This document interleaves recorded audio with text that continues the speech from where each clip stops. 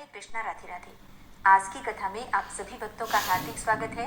भगवान श्री कृष्ण और श्रीमती राधा रानी की कृपा सदैव आप और आपके समस्त परिवार पर बनी रहे। आज है सोमवार का दिन।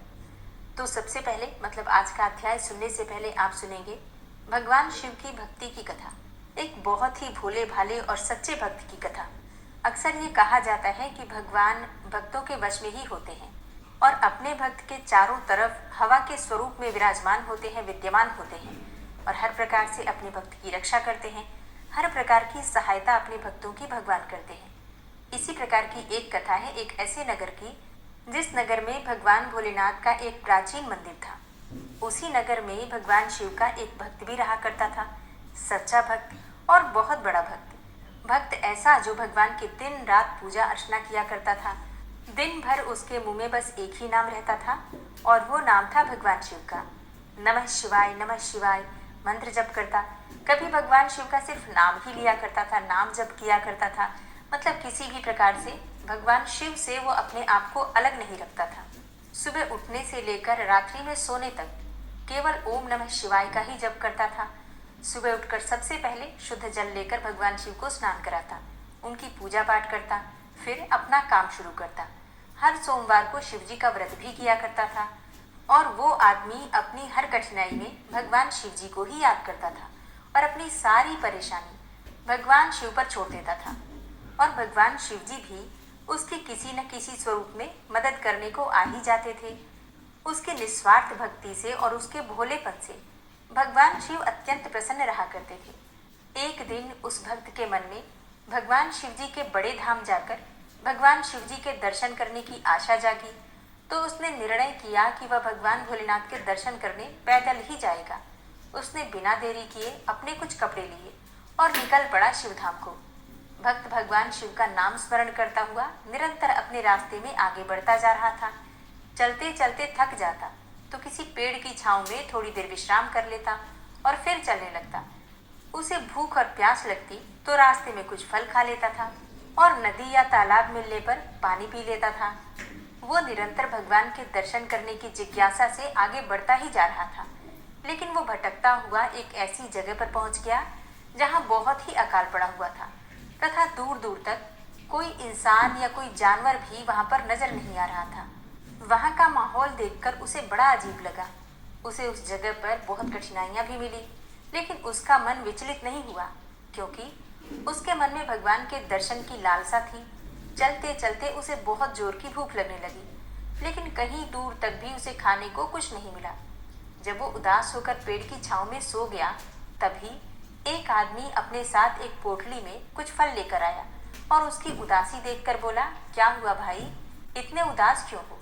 भक्त बोला, जोरों की भूख लगी है किंतु दूर दूर तक कुछ नहीं मिला खाने को। तभी उस आदमी ने वह पोटली भक्त को दे दी और वहां से चल पड़ा। भक्त ने पोटली के सारे फल खा लिए और फिर चल पड़ा, लेकिन ये भी नहीं सोचा कि इतने सुनसान जगह पर कोई आदमी नहीं दिखाई दे रहा था, तो अचानक से ये फल वाला कहाँ से आ गया? वो अपने रास्ते पर ही चल रहा था कि उसे फिर जोर की प्यास लगी और उसने दूर दूर तक पानी तलाशा, लेकिन कहीं पानी नहीं मिला। अकाल जो पड़ा हुआ था, कई सालों से उस जगह पर कोई बारिश ही नहीं हुई थी। अब तो वो पानी से तड़पता हुआ निराश होकर बैठ गया। तभी वही फल वाला आदमी अपने हाथ में पानी का कमंडल लेकर वहां आया और उसे पानी पिलाया। भक्त उसे देखकर बोला, तुम अभी मुझे फल खिलाकर गए थे और फिर पानी लेकर मेरे सामने आ गए। यहाँ पर दूर दूर तक कहीं पानी नहीं मिला और तुम कहाँ से पानी लाए? तभी उस आदमी ने जवाब दिया, सच्चे भक्तों के हमेशा साथ भगवान ही रहते हैं, उन्हें किसी प्रकार का कष्ट होने ही नहीं देते हैं। इतना कहकर वह आदमी कुछ दूर तक जाकर गायब हो गया। अब भक्त को ये समझ में आ गया कि वह आदमी कोई और नहीं, भगवान शिव जी ही थे जो मेरी मदद करने को आए थे। अब वो भक्त बिना किसी परेशानी के भगवान शिव जी के धाम पर पहुंच ही गया था। उसने भगवान भोलेनाथ के दर्शन किए, उनका आशीर्वाद लिया और फिर निरंतर भगवान शिव की भक्ति में ही लीन रहने लगा। दोस्तों, इस कहानी से एक बड़ी अच्छी शिक्षा मिलती है कि भगवान हमेशा भक्तों के साथ खड़े ही रहते हैं। कई बार हमारे जीवन में बुरा समय आता है, लेकिन कुछ मुश्किलों के बाद भगवान सब ठीक कर देते हैं। ऐसा नहीं होता है कि भगवान के भक्तों के ऊपर कोई कष्ट नहीं आता, बिल्कुल आता है। भगवान परीक्षा लेते हैं, कई बार लेते हैं, लेकिन भगवान परीक्षा भी उसी भक्त की लेते हैं जो ज्यादा सहनशील होता है। तभी तो कहते हैं कि भगवान जिसे प्यार करते हैं उसे मुश्किलों से रगड़कर साफ करते हैं, फिर अपनी भक्ति के काबिल बनाते हैं और फिर उसके ऊपर अपनी कृपा की बरसात कर देते हैं। ऐसे भक्तों के साथ भगवान बिल्कुल हवा की तरह, बिल्कुल साए की तरह चलते हैं। जरूरत है तो सिर्फ निस्वार्थ भाव से भक्ति करने की, प्रेम रखने की, श्रद्धा रखने की और समर्पण की भावना रखने की। अगर हम समर्पित होकर भगवान की भक्ति करते हैं, किसी भी देवता की समर्पित भाव से आराधना करते हैं, तो भगवान हमारी भक्ति स्वीकार भी करते हैं और इसके साथ ही हमें भी स्वीकार करते हैं। उम्मीद करती हूँ ये कथा आपको भी जरूर पसंद आई होगी। भगवान की भक्ति से जुड़े आपके भी अगर कोई विचार हो तो कमेंट बॉक्स में आप सभी का स्वागत है। आप अपने विचार शेयर कीजिए, जिससे कि दूसरे लोग भी जो भक्ति के पथ पर हैं उनको बहुत मदद मिलती है, विश्वास जगता है। और चलिए अब सुनते हैं आज का अध्याय। और अब भगवान श्री राम का ध्यान करके आज की इस कथा का श्रवण करते हैं। घोषार्क तीर्थ से पश्चिम दिशा में रतिकुंड नामक प्रसिद्ध तीर्थ है जो सब पापों को हरने वाला है। उससे पश्चिम कुसुमायुध कुंड है जो समस्त मनोरथों की सिद्धि के लिए प्रसिद्ध है। जो पति पत्नी इन दोनों कुंडों में स्नान करते हैं वे रति और कामदेव के समान सुंदर होते हैं। कुसुमायुध कुंड से पश्चिम दिशा में मंत्रेश्वर तीर्थ है। उसमें स्नान करके जो मनुष्य मंत्रेश्वर का दर्शन करता है वो परम गति को पाता है। उससे उत्तर कुमुद और कमलों से सुशोभित एक सुंदर सरोवर है जिसमें किए हुए स्नान और दान अनेकों प्रकार के फल देने वाले हैं। चैत्र मास की शुक्ल पक्ष की चतुर्दशी को वहां की वार्षिक यात्रा उत्तम मानी गई है। मंत्रेश्वर की महिमा का कोई भी भलीभांति वर्णन नहीं कर सकता। सुगंधित पुष्प, धूप, चंदन आदि उपचारों से उनका प्रयत्नपूर्वक पूजन करना चाहिए। वे संपूर्ण कामनाओं और प्रयोजनों को सिद्ध करने वाले हैं। उनके पूजन से मुक्ति हो जाती है। वहीं पूर्व दिशा में महारत्न नामक तीर्थ है जो सब तीर्थों में उत्तम है। उसमें स्नान, दान और ब्राह्मण पूजन करने से समस्त कामनाओं की सिद्धि होती है। भादो कृष्णा चतुर्दशी को वहां की वार्षिक यात्रा होती है। उससे नैऋत्य कोण में दुर्भर सरोवर है जहां स्नान करने से मनुष्य स्वर्गलोक को प्राप्त करता है। महारत्न और दुर्भर इन दोनों तीर्थों में भक्तिभाव से स्नान करके नीलकंठ महादेव जी का गंध पुष्प आदि के द्वारा भली भांति पूजन करना चाहिए। पार्वती सहित भगवान शिव का ध्यान करके मनुष्य सब कामनाओं को शीघ्र पाकर सदैव शिवलोक में निवास करता है। भादो कृष्ण पक्ष की चतुर्दशी को जो मनुष्य श्रद्धा सहित विधि पूर्वक शिव पूजा तथा ब्राह्मण पूजा विशेष रूप से करता है वो शिवलोक में निवास करता है। भगवान विष्णु और शिव उसके ऊपर प्रसन्न होते हैं, जिनके स्मरण मात्र से मनुष्य सब पापों से मुक्त हो जाता है। दुर्भर स्थान में ईशान कोण में महाविद्या नामक महान तीर्थ है। उसके दर्शन मात्र से मनुष्यों के हाथों में सब सिद्धियां उपस्थित हो जाती हैं। महाविद्या के आगे सरोवर में स्नान करके जो महाविद्या का श्रद्धा और भक्ति से दर्शन करता है वो परम गति को प्राप्त करता है। वहीं सुप्रसिद्ध सिद्धपीठ है, वहां उत्तम भक्ति भाव से पूजा करनी चाहिए और जो पवित्र मनुष्य वहां श्रद्धा से शिव, शक्ति, गणपति तथा भगवान विष्णु के मंत्र को एकाग्रचित्त होकर जपता है उसको सदा सिद्धि प्राप्त होती है। आश्विन मास के शुक्ल पक्ष के नवरात्र में वहां की यात्रा करके मनुष्य सब पापों से मुक्त हो जाता है। उसके समीप ही क्षीर कुंड में दुग्धेश्वर नाम से प्रसिद्ध भगवान शिव विराजमान है। उस क्षीर संगम कुंड का सीता जी ने बड़ा सत्कार किया है, इसलिए सीता कुंड के नाम से भी उसकी प्रसिद्धि हुई है। सीता कुंड में स्नान करके राम, लक्ष्मण और दुग्धेश्वर नाथ का पूजन करके मनुष्य सब मनोरथों को पा लेता है। ज्येष्ठ मास की चतुर्दशी को वहां की वार्षिक यात्रा संपन्न होती है। वहां पूर्व दिशा में सुग्रीव द्वारा निर्मित एक उत्तम तीर्थ है जो तपोनिधि तीर्थ के नाम से विख्यात है। उसमें स्नान दान करके श्री रामचंद्र जी का यत्न पूर्वक पूजन करने से मनुष्य संपूर्ण कामनाओं को प्राप्त कर लेता है। उससे पश्चिम हनुमत कुंड है और हनुमत कुंड के पश्चिम विभीषण कुंड है। उन दोनों में स्नान दान और श्री रामचंद्र जी का पूजन करने से मनुष्य सब कामनाओं को प्राप्त कर लेता है। एक समय की बात है, विभीषण आदि ने मुनिवर वशिष्ठ से विनय पूर्वक पूछा, हे तपोनिधे, विद्वान पुरुष अयोध्या का जो सर्वोत्तम महात्म्य बतलाते हैं उसका वर्णन कीजिए। वशिष्ठ जी ने कहा, यह अयोध्या नामक उत्तम तीर्थ अत्यंत गुप्त है। वह सदा सभी प्राणियों के मोक्ष का साधक है। इसमें सिद्ध और देवता भी वैष्णव व्रत का आश्रय लेकर नाना प्रकार के वेश धारण करके विष्णु लोक की अभिलाषा से नित्य निवास करते हैं। नाना प्रकार के वृक्षों से व्याप्त एवं अनेकानेक विहंगमों के कलरव से युक्त इस उत्तम तीर्थ में वे सिद्ध और देवता जितेंद्रिय होकर प्राणायाम पूर्वक योगाभ्यास करते हैं। इस उत्तम क्षेत्र में निवास करना भगवान विष्णु को सदैव रुचिकर है। जिन्होंने अपने समस्त कर्म भगवान विष्णु को समर्पित कर दिए हैं, वे विष्णु भक्त यहाँ मोक्ष प्राप्त कर लेते हैं। यहाँ भगवान विष्णु का निवास है, इसलिए यह अयोध्या नामक महाक्षेत्र अत्यंत उत्तम है। जो मोक्ष अन्यत्र दुर्लभ माना गया है, वही यहाँ सब सिद्धों और महर्षियों को प्राप्त होता है।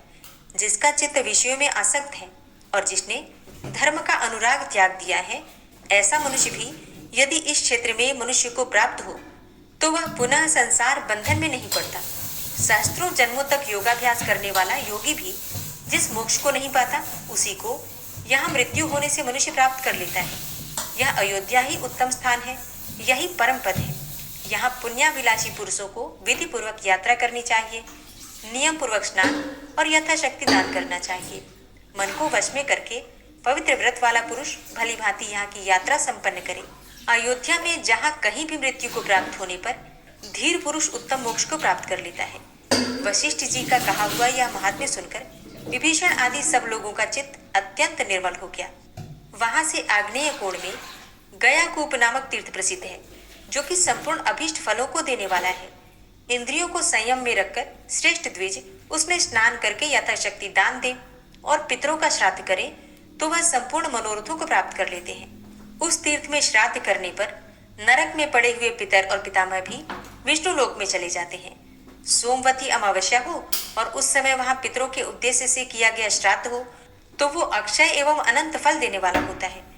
वहां से पूर्व भाग में पिशाच मोचन नामक सर्वश्रेष्ठ तीर्थ है, जो कि उत्तम फल देने वाला है। उसमें स्नान और दान करने से मनुष्य पिशाच नहीं होता है। अतः अगहन मास की शुक्ल पक्ष की चतुर्दशी को वहां विशेष रूप से स्नान करना चाहिए। पिशाच मोचन के पास ही पूर्व भाग में मानस नामक तीर्थ है। वहां स्नान और दान करने से मनुष्य सब कामनाओं को प्राप्त कर लेता है। मन, वाणी और शरीर में जो कुछ पाप होता है, वह सब मानस तीर्थ में स्नान करने से नष्ट हो जाता है। उससे दक्षिण दिशा में तमसा नामक नदी है, जिसमें किया हुआ स्नान और दान सब पापों को हरने वाला है। तमसा के सुंदर तट पर पवित्रात्मा मुनियों के अनेकों स्थान हैं और मांडव्य मुनि का भी पापनाशक आश्रम है। जहाँ से उत्तम तरंगों वाली तमसा नदी प्रकट हुई है, वह वन अत्यंत पवित्र है। उसके दर्शन से मनुष्यों के सब पापों का नाश हो जाता है। वह तीर्थ सब ओर से मनोहर है। जहाँ मांडव्य मुनि ने बड़ी भारी तपस्या की, जिसके प्रभाव से वह तीर्थ परम पावन हुआ। वहां पहले गौतम ऋषि का परम पवित्र आश्रम था। च्यवन और पाराशर मुनि का भी पूर्व काल में वहीं पर स्थान रहा है। इसमें किए हुए स्नान, दान और श्राद्ध से संपूर्ण मनोरथों की सिद्धि होती है। मार्गशीर्ष मास के शुक्ल पक्ष की पूर्णिमा तिथि में वहां का स्नान मनुष्यों के लिए विशेष फल की प्राप्ति कराने वाला है। उसके उत्तर भाग में सुंदर भरत कुंड है, जिसमें स्नान करके मनुष्य सब पापों से छूट जाता है। पूर्व काल में रघुकुल में उत्पन्न भरत जी वही नंदीग्राम में निवास करते थे और श्री राम वनवास के बाद निर्मल अंतःकरण वाले भरत जी इंद्रियों को संयम में रखकर श्री रामचंद्र जी का हृदय में ध्यान करते हुए वहीं रहकर प्रजा का पालन करते थे। उस कुंड में स्नान करने से बड़ा भारी पुण्य प्राप्त होता है। उसके पश्चिम भाग में अति उत्तम जटा कुंड है। वहां वन से लौटने पर श्री राम आदि ने अपनी जटाएं कटवाई थी। उनके जटा छोड़ने से ही उसका नाम जटा कुंड हो गया। वह सब तीर्थों में उत्तम तीर्थ है। वहां स्नान और दान करने से मनुष्य सब कामनाओं को प्राप्त कर लेता है। पूर्व कुंडों में श्री भरत जी का ही पूजन करना चाहिए। जटा कुंड में सीताराम और लक्ष्मण जी का पूजन करना उचित है। चैत्र मास की कृष्ण पक्ष की चतुर्दशी को वहां की वार्षिक यात्रा होती है। इस प्रकार पूजन करके पुण्यात्मा मनुष्य विष्णु लोक में निवास करता है। इसके उत्तर में वीर मत्त गजेंद्र का शुभ सूचक स्थान है। उनके सामने जो सरोवर है, उसमें स्नान करके जो निश्चित रूप से वहां निवास करता है, वह पूर्ण सिद्धि को प्राप्त करता है। अयोध्या की रक्षा करने वाले वीर मत्त गजेंद्र समस्त कामनाओं की सिद्धि करने वाले हैं। उसके पश्चिम भाग में परम पुरुषार्थी वीर पिंडारक का स्थान है। सरयू के जल में स्नान करके वीर पिंडारक की पूजा करें। वे पापियों को मोहने वाले और पुण्यात्माओं को सदा सद्बुद्धि प्रदान करने वाले हैं। पिंडारक के पश्चिम भाग में विघ्नेश्वर अर्थात गणेश जी की पूजा करें। फिर उनके दर्शन करने से मनुष्यों को लेस मात्र भी विघ्न का सामना नहीं करना पड़ता। विघ्नेश से ईशान कोण में श्री राम जन्म स्थान है। इसे जन्म स्थान कहते हैं। यह मोक्ष आदि फलों की सिद्धि करने वाला है। विघ्नेश से पूर्व, वशिष्ठ से उत्तर तथा लोमस से पश्चिम भाग में जन्म स्थान का तीर्थ माना गया है। उसका दर्शन करके मनुष्य गर्भवास पर विजय प्राप्त कर लेता है। रामनवमी के दिन व्रत करने वाला मनुष्य स्नान और दान के प्रभाव से जन्म मृत्यु के बंधन से छूट जाता है। आश्रम में रामनवमी के दिन व्रत करने वाला मनुष्य स्नान और दान के प्रभाव से जन्म मृत्यु के बंधन से छूट जाता है।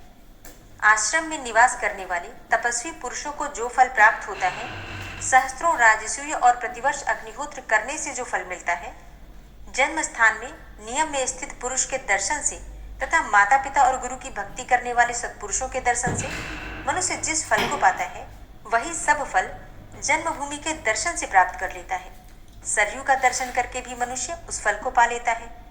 एक निमेष या फिर आधे निमेष भी किया हुआ श्री रामचंद्र जी का ध्यान मनुष्यों के संसार बंधन के कारणभूत अज्ञान का निश्चय ही नाश करने वाला है। जहाँ कहीं भी रहकर जो मनुष्य मन से अयोध्या जी का स्मरण कर लेता है, उसकी पुनरावृत्ति नहीं होती। अर्थात मनुष्य कहीं भी रहे, वहीं बैठकर अगर ध्यान से श्रद्धा पूर्वक अयोध्या जी का स्मरण कर ले, अयोध्यापुरी का स्मरण कर ले, अयोध्या का नाम ले ले, तो इतने मात्र से ही जन्म मरण के चक्र से मुक्ति मिल जाती है। इतनी पावन नगरी है अयोध्या नगरी। सरयू नदी सदा मोक्ष देने वाली है। यह जल रूप से साक्षात परब्रह्म है। यहाँ कर्म का भोग नहीं करना पड़ता। इसमें स्नान करने से मनुष्य श्री राम का रूप हो जाता है। पशु पक्षी मृग तथा अन्य जो पाप योनि प्राणी हैं, वे सभी मुक्त होकर स्वर्गलोक में जाते हैं, जैसा कि श्री रामचंद्र जी का वचन है। सत्य तीर्थ, क्षमा तीर्थ, इंद्रिय निग्रह तीर्थ, सर्वभूत दया तीर्थ, सत्यवादिता तीर्थ, ज्ञाना तीर्थ और तपस तीर्थ, ये 7 मानस तीर्थ कहे गए हैं। संपूर्ण प्राणियों के प्रति दया करना रूप जो तीर्थ है, उसमें मन की विशेष शुद्धि होती है। केवल जल से शरीर को पवित्र कर लेना ही स्नान नहीं कहलाता। जिस पुरुष का मन भली भांति शुद्ध है, उसी ने वास्तव में तीर्थ स्नान किया है। भूमि पर वर्तमान जो तीर्थ हैं, उनकी पवित्रता का कारण यह है, जैसे कि शरीर के कोई अंग मध्यम और कोई उत्तम माने गए हैं, उसी प्रकार पृथ्वी पर भी कुछ प्रदेश अत्यंत पवित्र हैं। इसलिए भौम और मानस दोनों प्रकार के तीर्थों में निवास करना चाहिए। जो दोनों में स्नान करता है, वह परम गति को प्राप्त कर लेता है। जलचर जीव जल में ही जन्म लेते हैं और जल में ही मरते हैं, परंतु वे स्वर्ग में नहीं जाते, क्योंकि उनका मन अशुद्ध होता है और वे मलिन होते हैं। विषयों में निरंतर राग होना उनका मल कहलाता है। उन्हीं विषयों में जब आसक्ति न रह जाए, तब उसे मन की निर्मलता कहते हैं। यदि मनुष्य भाव से निर्मल है, उसके अंतःकरण में शुद्ध भाव है, उसके लिए दान, यज्ञ, तप, शौच, तीर्थ सेवा और वेदों का अध्ययन, ये सभी तीर्थ हैं। इंद्रिय समुदाय को वश में रखने वाला पुरुष जहाँ निवास करता है, वहीं उसके लिए कुरुक्षेत्र, नैमिषारण्य और पुष्कर है। यह मानस तीर्थ का लक्षण बताया गया है, जिसमें स्नान करने से क्रियावान पुरुषों के सब कर्म सफल होते हैं। बुद्धिमान पुरुष प्रातःकाल उठकर संगम में स्नान करे, फिर भगवान विष्णु हरि का दर्शन करें, फिर ब्रह्मकुंड में स्नान करें। तत्पश्चात चक्र तीर्थ में स्नान करके मनुष्य भगवान चक्रहरि का दर्शन करे। उसके बाद धर्म हरि का दर्शन करके वह सब पापों से मुक्त हो जाता है। प्रत्येक एकादशी को यह यात्रा शुभकारक होती है। बुद्धिमान पुरुष प्रातःकाल उठकर स्वर्ग द्वार के जल में गोता लगावे, फिर नित्य कर्म करके अयोध्यापुरी का दर्शन करें।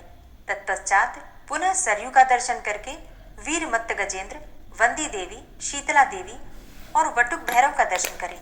फिर उनके आगे सरोवर में स्नान करके महाविद्या का दर्शन करें। तत्पश्चात पिंडारक का दर्शन करें।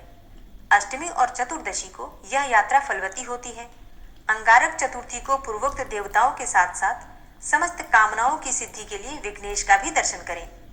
पूर्ववत प्रातःकाल उठकर बुद्धिमान पुरुष ब्रह्मकुंड के जल में स्नान करे, फिर विष्णु और विष्णु हरि का दर्शन करके मनुष्य के मन, वाणी और शरीर की शुद्धि होती है। उसके बाद मंत्रेश्वर और महाविद्या का दर्शन करें।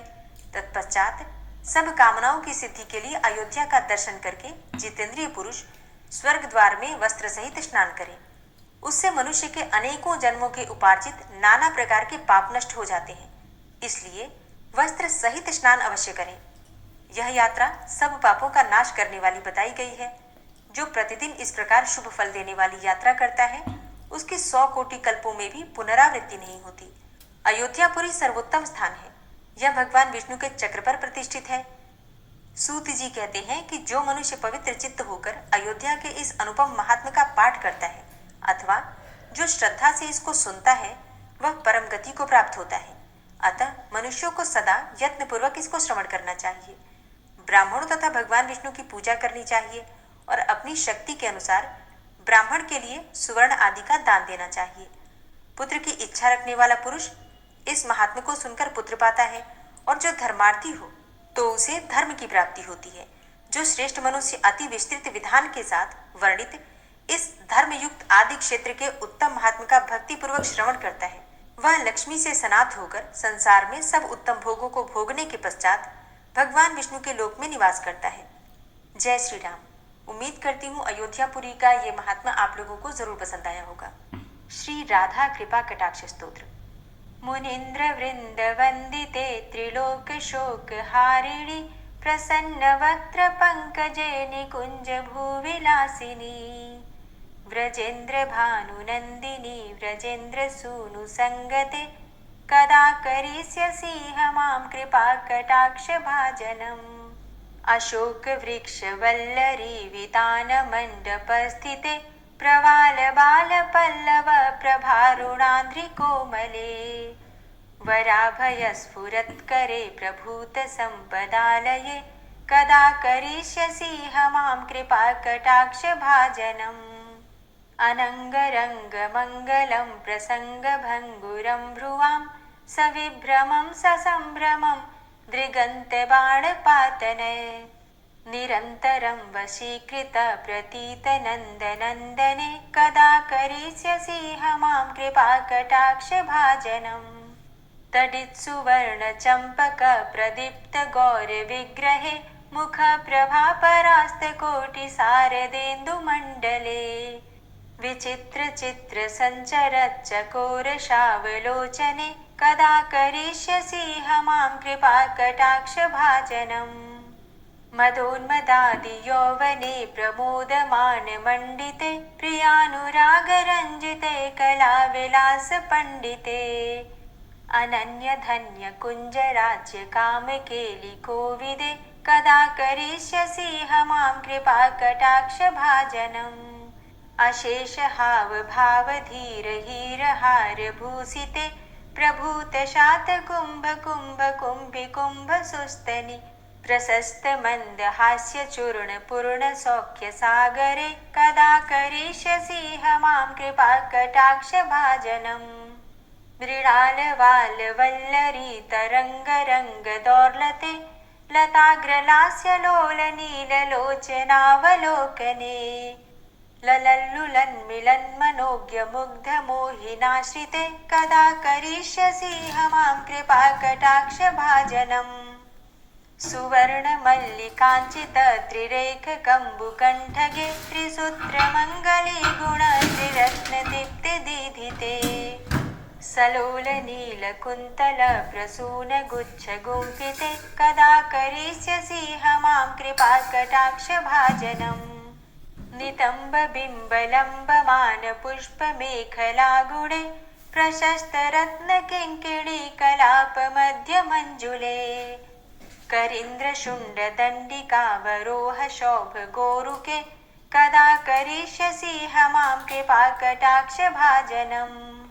अनेक मंत्रनाद मंजुनूपुरारवस्खलत् समाज राजहंस वंश निक्वणाति गौरवे विलोल हेम वल्लरी विडम्बि चारु चंक्रमे कदा करिष्यसि मां कृपा कटाक्ष भाजनम्।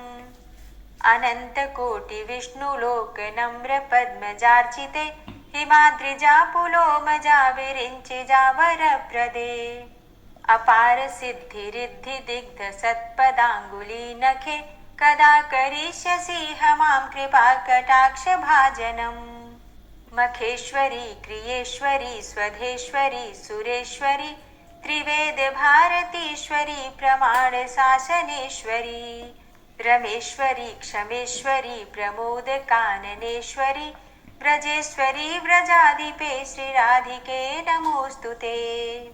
इतीममद्भुतं स्तवं निशम्य भानुनन्दिनी करोतु सन्ततं जनं कृपाकटाक्षभाजनम् भवेत्तदैव सञ्चितत्रिरूपकर्मनाशनं लभेत्तदा ब्रजेन्द्रसूनुमण्डलप्रवेशनम्। जय जय श्री राधे, जय जय श्री राधे।